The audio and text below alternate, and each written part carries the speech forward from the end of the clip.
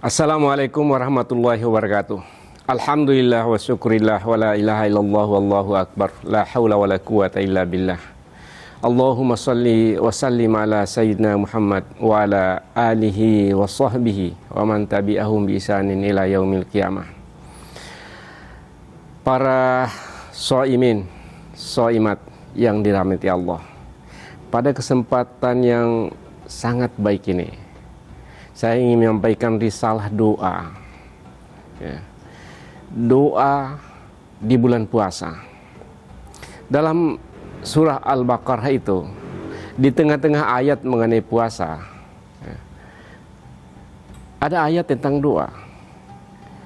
Jadi kalau ayat 185 itu yang sangat umum kita dengar, A'udzubillahi minasyaitonirrajim, ya ayyuhalladzina amanu kutiba alaikumusiyam kama kutiba alal ladzina min qablikum la'allakum tattaqun, dan seterusnya sampai kepada ayat selanjutnya yang diakhiri dengan wala'allakum tashkurun.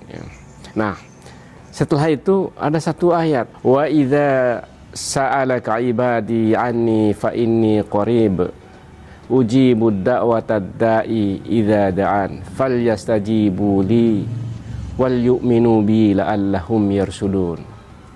Kemudian ayat selanjutnya juga ayat tentang puasa, yaitu uhilla lakum lailatas syiyam rafatha ila nisaikum, jadi dihalalkannya dalam bulan Ramadan itu untuk berhubungan suami istri.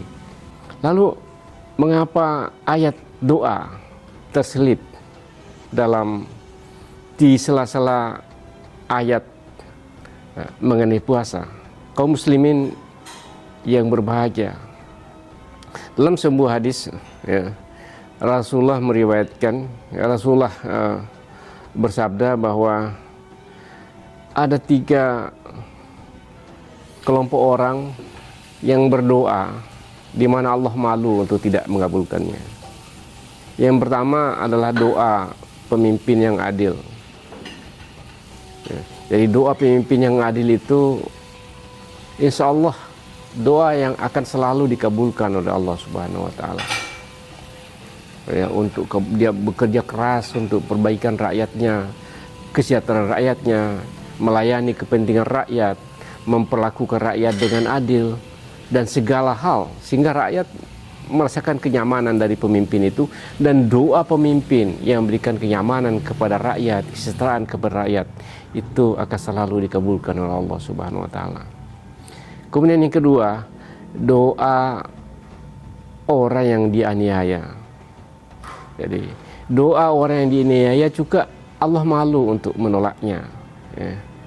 Jadi karena itu janganlah menganiaya siapapun. Bagi seorang suami jangan menganiaya istri. Doa istri itu sangat makbul ketika merasa sangat teraniaya oleh suaminya. Begitu juga menganiaya orang lain. Orang yang kita aniaya itu doanya tidak terhalang, tidak ada mahjubnya.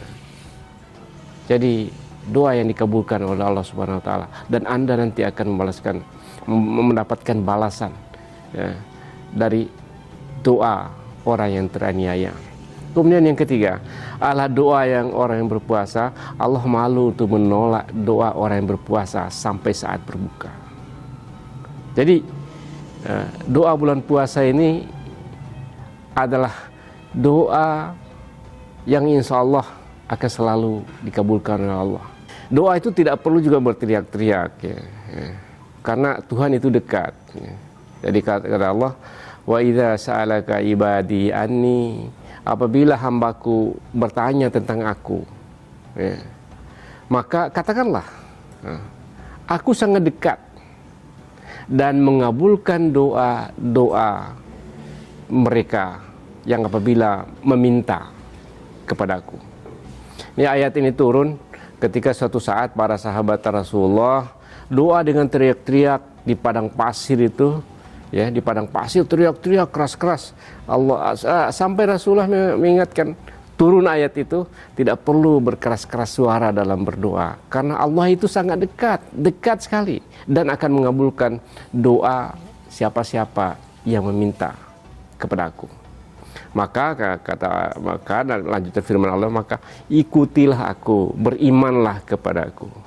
Jadi doa itu disyaratkan juga bahwa kita harus mengikuti perintahnya, ya, beriman kepadanya, menjauhi segala larangan-larangannya, dan melaksanakan segala kewajibannya. Doa itu adalah cerminan seorang hamba, ya. Orang yang tidak suka berdoa adalah orang yang sombong. Orang yang sombong. Dan orang yang sombong itu orang yang tidak disukai Allah. Tapi orang yang berdoa selalu minta kepada Allah, bukan orang yang cengeng. Tapi seorang hamba memang memperlakukan dirinya sebagai seorang hamba, ya. Memohon kepada Yang Maha Kuasa, memohon kepada pemilik alam, memohon kepada pencipta langit dan bumi, memohon kepada yang menciptakan segala isinya, memohon kepada yang menghidupkan dan yang mematikan, yang memberi nafas, yang memberi jiwa, yang memberi kekuatan, yang memberi ilmu dan hidayah, yang memberikan rezeki kepada siapa yang dikehendakinya. Doa kepada Yang Maha Kuasa sebagai seorang hamba, maka doa itu adalah wajib, tuntunan wajib, bukan cengeng, bukan karena merasa ketidakmampuan. Ya, orang-orang yang berdoa itu orang-orang yang merasa tidak mampu. Itulah perkataan orang bodoh dan perkataan orang-orang yang takabur, orang-orang yang sombong. Salat sendiri adalah doa. As-shalah huwa doa. Salat itu adalah doa. Jadi janganlah merasa hasil usaha kekayaan didapat, jabatan diperoleh karena usaha tangannya. Karena itu enggan untuk berdoa. Itu Allah mengingatkan mereka itu adalah orang-orang yang sombong.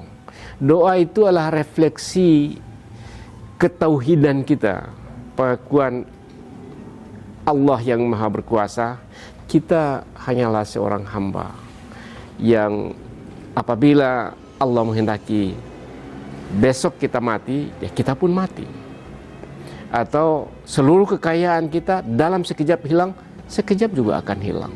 Atau mungkin dalam keadaan-keadaan susah, ya, dalam keadaan-keadaan susah, tapi terus bekerja dan berikhtiar, suatu saat mendapatkan rezeki yang banyak secara tiba-tiba. Itu semua adalah Allah.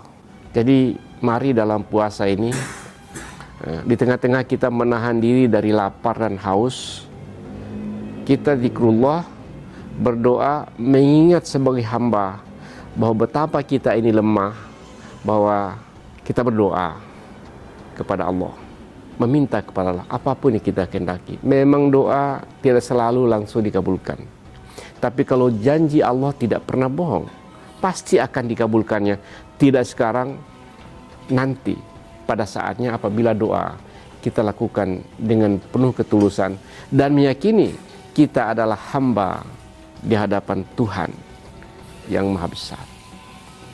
Demikian, ini salah doa saya singkat sampaikan. Semoga bermanfaat.